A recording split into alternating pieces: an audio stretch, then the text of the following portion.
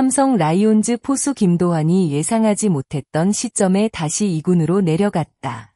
24일 삼성은 김도환을 1군 엔트리에서 제외했다. 더욱 눈길을 끄는 것은 부상 때문이 아니라는 점이다. 타이밍도 묘했다. 바로 다음 날인 25일부터 1군 엔트리 등록 인원이 4명 늘어나기 때문이다. 일반적으로라면 선수들에게 더 많은 기회가 열리는 시점이다. 그런데 김도환은 그 기회의 문이 넓어지기 직전에 오히려 1군에서 빠졌다. 이 장면을 단순한 엔트리 조정으로만 바라보기에는 여러 가지가 걸린다. 삼성 벤치가 김도환에게 보내는 메시지가 분명하게 느껴지는 이유다. 조금 더 기다려보자가 아니라 다시 경쟁력을 증명하라는 의미에 가깝다. 김도환에게 이번 2군행은 단순한 이동이 아니다. 지금까지 보여준 가능성을 다시 평가받는 중요한 시험대가 됐다.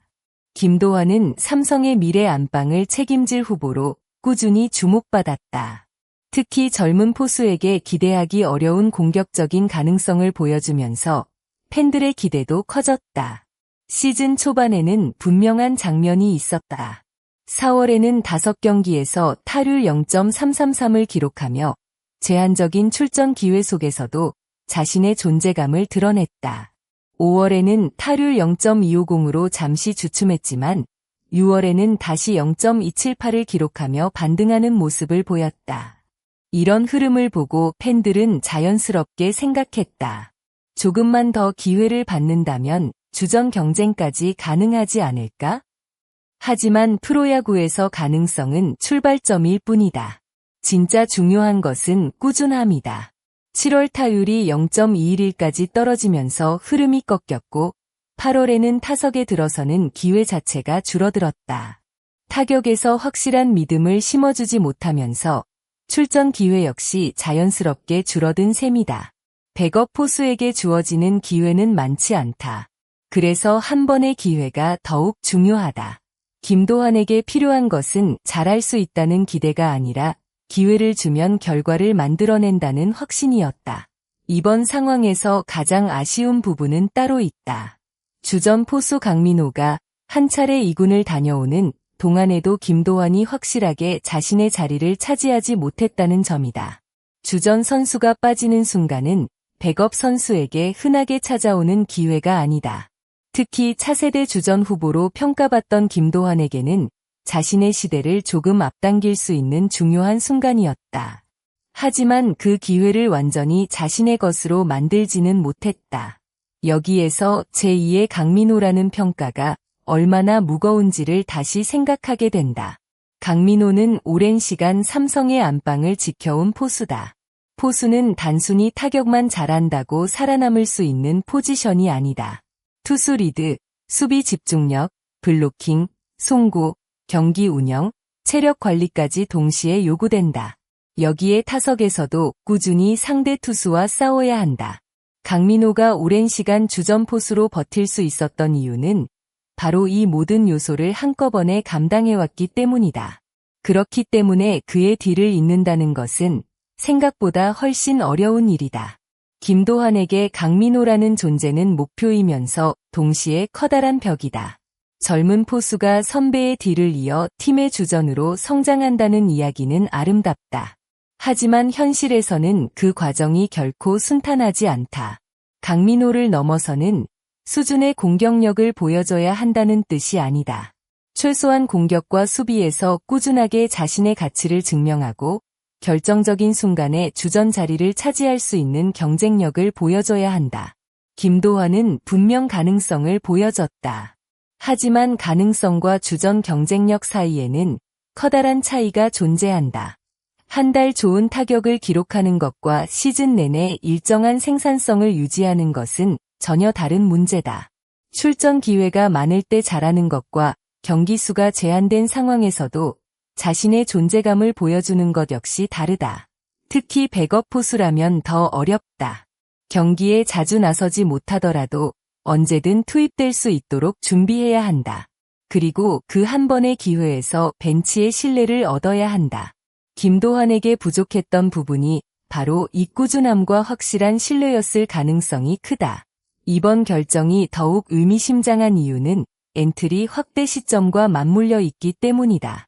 25일부터 1군 엔트리에 등록할 수 있는 인원이 4명 늘어난다.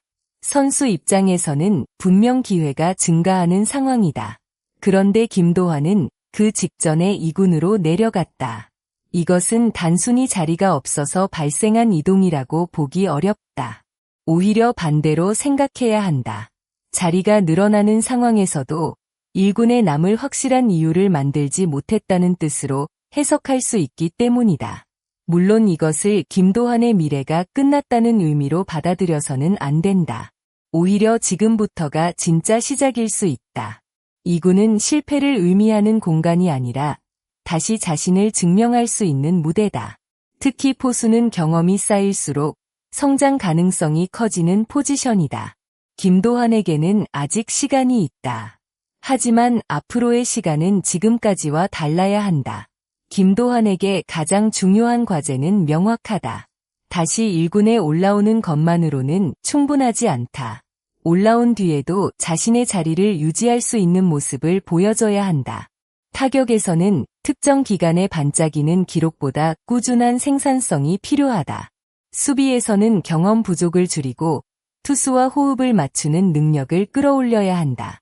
그리고 무엇보다 중요한 것은 기회가 왔을 때 놓치지 않는 것이다. 강민호가 자리를 비우는 순간이 또다시 찾아온다면 그때는 이전과 다른 모습을 보여줘야 한다. 나는 미래의 주전 포수다라고 말하는 것보다 훨씬 강력한 것은 경기장에서 결과로 보여주는 것이다. 삼성 역시 김도환에게 무조건적인 기회를 줄 수는 없다.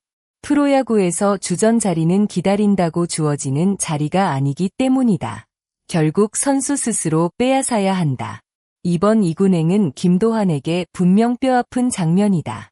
하지만 반대로 생각하면 자신의 야구를 처음부터 다시 점검할 수 있는 기회이기도 하다.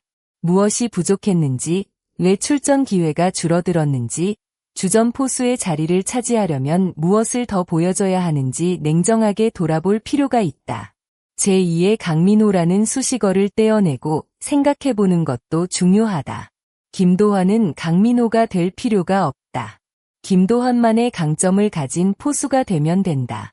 공격에서 보여준 가능성을 꾸준한 성적으로 발전시키고 수비와 경기 운영 능력을 한 단계씩 끌어올린다면 다시 기회를 잡을 수 있다.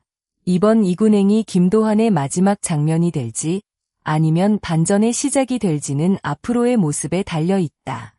삼성이 엔트리를 확대하는 순간에 오히려 2군으로 내려간 것은 분명 냉정한 신호다. 그러나 냉정한 신호가 반드시 절망적인 결말을 의미하는 것은 아니다. 오히려 진짜 승부는 지금부터다. 김도환이 다시 1군으로 돌아왔을 때 과연 이전과 다른 모습을 보여줄 수 있을까? 그리고 강민호의 뒤를 이어 삼성의 새로운 안방마님으로 성장할 수 있을까? 여러분은 김도환의 이번 2군행을 어떻게 바라보고 계신가요? 재정비를 위한 선택이라고 보시나요?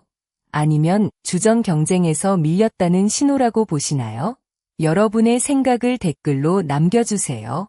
오늘 영상이 도움이 되셨다면 좋아요와 구독, 알림 설정도 부탁드립니다. 여러분의 구독과 댓글은 삼성 라이온즈와 KBO 소식을 더 깊이 있게 전하는 데 큰 힘이 됩니다. 끝까지 시청해주신 모든 분들께 진심으로 감사드립니다. 다음 영상에서도 더욱 흥미롭고 새로운 야구 이야기로 찾아뵙겠습니다. 감사합니다.